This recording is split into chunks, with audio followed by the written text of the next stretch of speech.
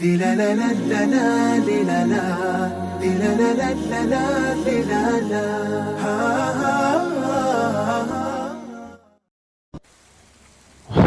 علیکم و رحمت الله. برادر جان، آخرش 4 تا 4 در مسئله دیم سوال دادی برادر گرامی.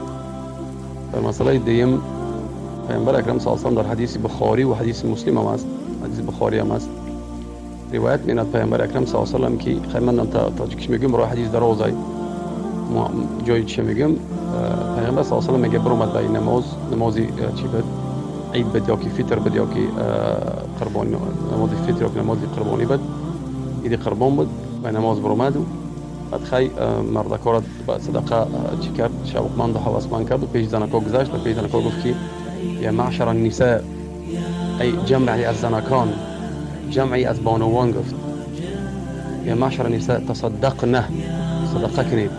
گفت زنکا را مراجعت کرد و گفت که تصدقنا ای صدقه کنید، فإني رأيتكن أكثر أهل النار، من شما را دیدم که شما بیشتر اهل النار، بیشتر اهل آتش شمایید، یعنی در دوزخ بیشتر اهل دوزخیان بیشتر چند زنک‌هایند.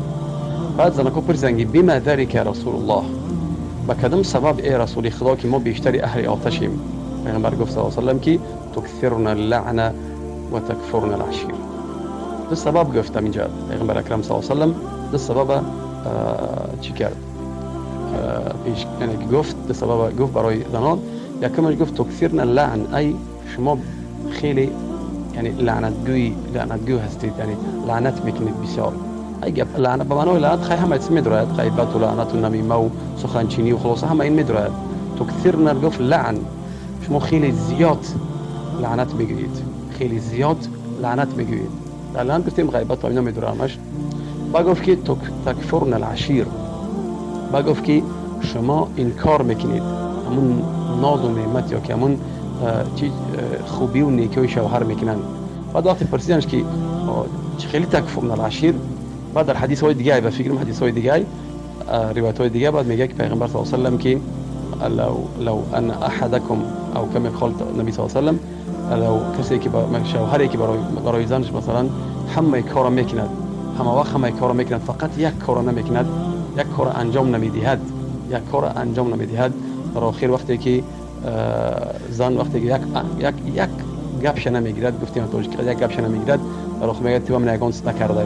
همین معنای چرا دارد تکفرن العشیر، ای عشیر باشه معنای شوهر، ای تکفرن ای انکار کردنی اون ناز نعمتی که شوهر برای زنش همسرش میکند.